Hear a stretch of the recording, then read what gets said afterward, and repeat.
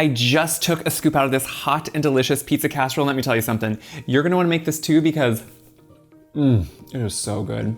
Let's make it together.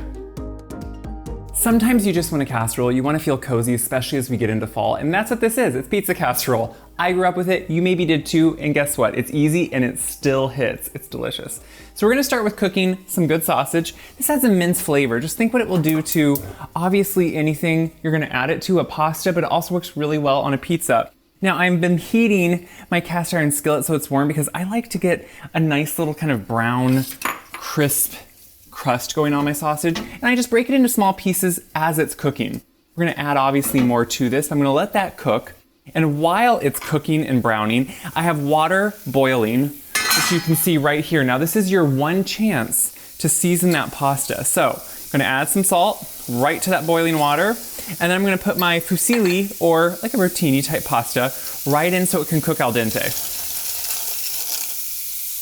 I'm finishing chopping up kind of all my aromatics and vegetables. So we have green pepper, which personally I think, it's like a supreme pizza. It's that iconic to me Midwest pizza. It's not what some people view as pizza, but I used to feel embarrassed by the recipes I grew up with and I thought were normal, but now I realize they just work. Pizza casserole, it works.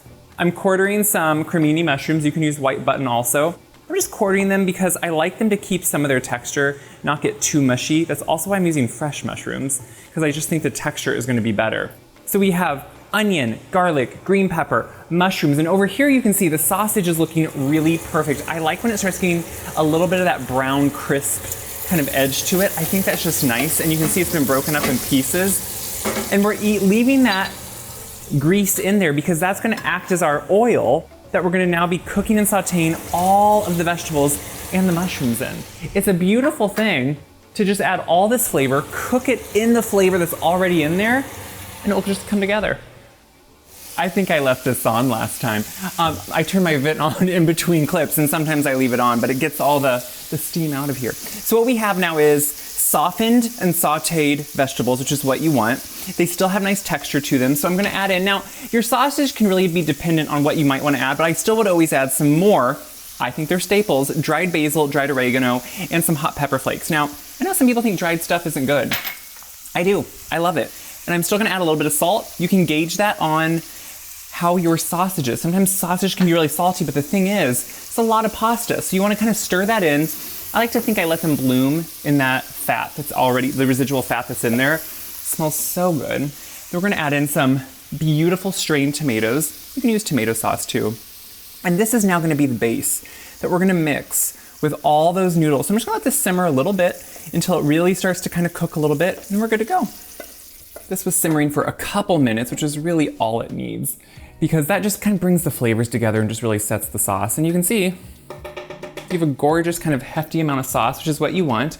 We cooked these noodles al dente, meaning they're gonna finish cooking with this sauce, so that will make sure to add the flavor.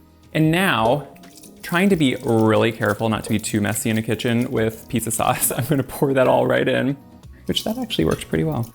And I'm going to scrape any contents out so it's all in there, and then stir it together. Once it's stirred together, this is the only step I would say I do slightly different, is I like to put half in a greased baking dish. And I think it just adds a little something extra if you can put half in, or roughly half, you can just eyeball that, spread it out. And then I like to put half of my cheese over this just because I think it redistributes it in a little bit better way. And I don't know if I got it quite half. So we're gonna add just a little bit more. There we go. And then about half your cheese, which is a mozzarella that I like to shred my mozzarella. I think it's just a little bit better. I don't like the coating sometimes that can be on the pre-shredded. I think it just adds, I don't know, some type of weird coating that I don't like, and I don't think it always melts the best. And then about half of my pepperoni. Now, you don't have to use pepperoni.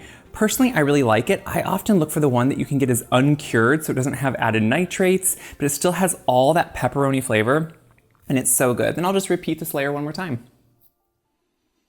Putting on the last pepperoni on top, it looks kind of like a pizza. Isn't that fun? This is a great family meal, and what's wonderful about this is you could have this prepared in the morning, have maybe your kids throw it in the oven later on in the day, and it can be ready to go. Oven time will take, 10, 15 minutes longer if it's coming from the fridge, but still ready to go for a delicious meal. I do like to cover it for the first kind of half of baking, just to make sure it's really heating through. and then pull it off, let that cheese get nice and melty and that pepperoni crisp, and we have a meal. It smells like pizza in here. It smells absolutely delicious. It was bubbling when it came out of the oven. I let it cool down a couple minutes. Probably should have let it cool down more, but you know what? When it smells so good and looks so good, this is when you want to eat. And what I love, look at all that goodness. See how you get cheese in the middle when you pull it out? That's because we took the time to put half of it in, and you can see that sauce really get soaked in by finished cooking those noodles. So you see how there's just a little residual sauce down there? That's absolutely perfect because that means those noodles are soaking it in.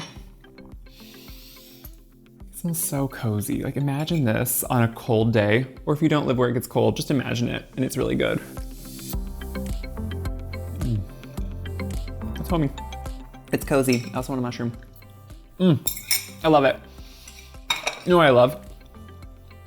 Nostalgic, absolutely, but also really good layers of flavor. You can pick a good quality sausage, which already has great seasoning. We're upping that by our pantry staples of dried herbs. Don't knock them, they're good. And then adding lots of cheese and pepperoni and just layering all those flavors into a beautiful casserole. If you have a small family or a single family, cut it in half and do half, or eat leftovers for the rest of the week. It's delicious and it keeps really well in the fridge as leftovers.